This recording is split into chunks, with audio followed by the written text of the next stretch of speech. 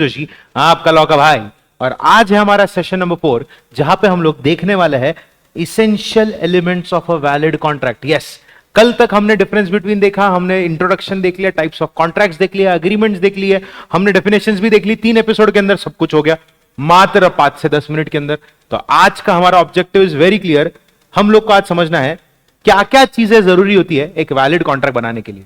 मेरे main classes में, main lecture में मैं हर बार बच्चे को बोलता हूं कि हर स्टूडेंट को बोलता हूं कि मैगी बनाने के लिए कुछ सामग्रियों की जरूरत पड़ती है, वैसे ही एक अच्छा कॉन्ट्रैक्ट बनाने के लिए कुछ सामग्री की जरूर पड़ती है। और वो सामग्री क्या है वो हमको यहां पे देखना है।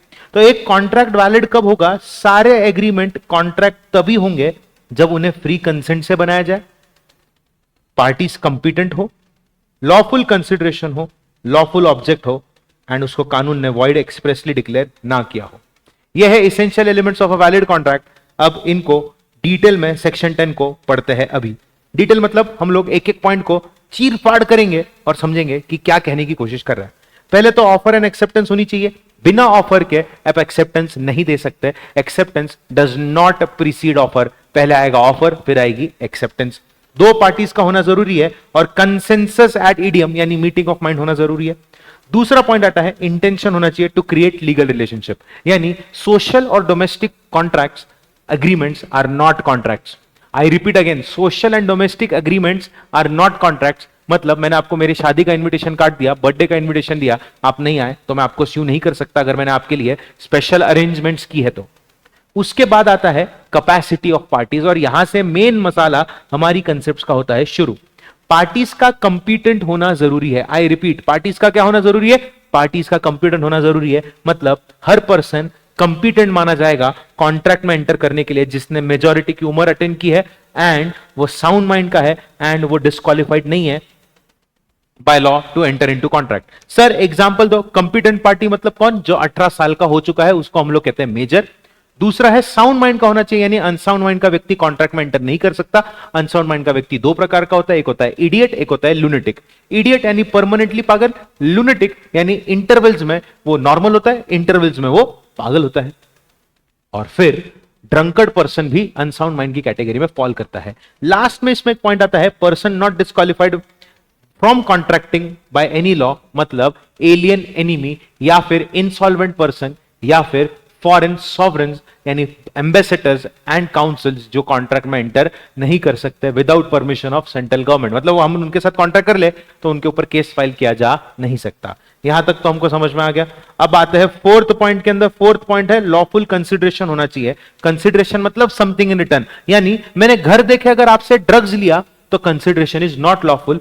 Consideration is considered lawful unless it is forbidden by law, या fraudulent है, या involves या implies injury to person or property of another, या immoral है या opposed to public policy है। तू उसको डिवोर्स दे मैं तेरे साथ शादी करूंगा, तू उसके साथ शादी मेरी करा के दे मैं तेरे को पैसा दूंगा, ये सारे कंसिडरेशन आर अनलॉफुल, इमोरल। तू उसके घर का कांच तोड़ मैं तेरे को पैसे दूंगा। यहां पे कंसिडरेशन कांच तोड़ना है एंड ये कंसिडरेशन अच्छा नहीं, गंदा गंदा कंसिडरेशन।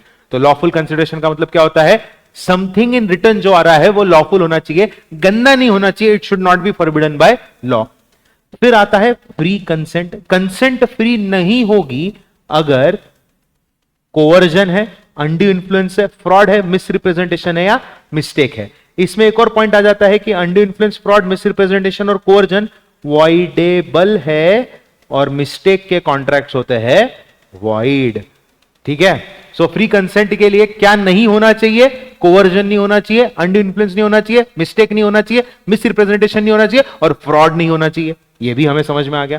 फिर आता है नेक्स्ट पॉइंट, ऑब्जेक्ट लॉफुल होना चाहिए। ऑब्जेक्ट का मतलब होता है पर्पस क्या है तुम्हारा कॉन्ट्रैक्ट में एंटर करने का। जैसे कि आप और मैं, हम सब मिलके ये डिसाइड करते हैं कि एक पूरे साल मुंबई के अंदर जितने भी दुकानदार है सबको बेवकूफ बनाएंगे और बेवकूफ बना के पैसा आपस में बांट लेंगे। ऐसा अगर हमारा ऑब्जेक्ट है पैसे बांटने का तो हमारा ऑब्जेक्ट लॉफुल नहीं है, क्योंकि हम पैसा बांट रहे हैं अनलॉफुल चीज करके और हमारा ऑब्जेक्ट क्या है? फ्रॉड करना लोगों के साथ। तो ऑब्जेक्ट को अनलॉफुल माना जाएगा, लॉफुल माना जाएगा unless it is not forbidden by law, fraudulent, involves और इंप्लाइज इंजरी। सेम चीज जो लॉफुल कंसिडरेशन में दी है।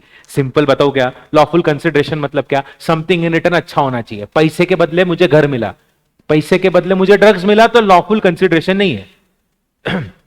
लॉफुल ऑब्जेक्ट मतलब किस पर्पस के लिए कॉन्ट्रैक्ट बनाया, 1 साल का कॉन्ट्रैक्ट बनाया तूने मैंने, तू 1 साल मेरे लिए 12 बच्चों को किडनैप करेगा और किडनैपिंग करके उन बच्चों को बेचेगा, बेच के जो पैसा आएगा वो अपन आधा आधा बांटेंगे। अरे भैया ऑब्जेक्ट क्या है तुम्हारा, अनलॉफुल ना, समझ में आया, इजी है, यहां तक किसी को किसी प्रकार का डाउट नहीं है।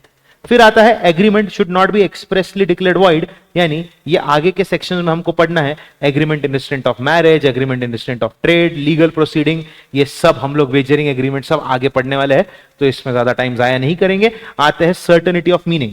अब इसमें 2 पार्ट आते हैं। अगर meaning is not certain the agreement is void, contract बनेगा नहीं। पर if it is capable of being made certain तो उसको हम वैलिड मानेंगे। मैं एक एग्जांपल देता हूं, मान लो मैं 5 अलग अलग प्रकार के खाने के तेल बेच रहा हूं, आप आए, आपने बोला भैया 500 रुपए का तेल दो।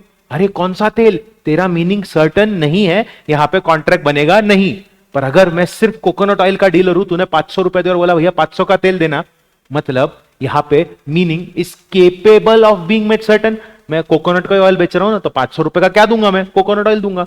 I hope you have understood this. फिर 9th में आता है पॉसिबिलिटी ऑफ परफॉर्मेंस। अगर एग्रीमेंट के टर्म्स ऐसे है कि उसको इंपॉसिबल है परफॉर्म करना, तो एग्रीमेंट हो जाएगा वॉइड, कॉन्ट्रैक्ट कभी बन नहीं सकता।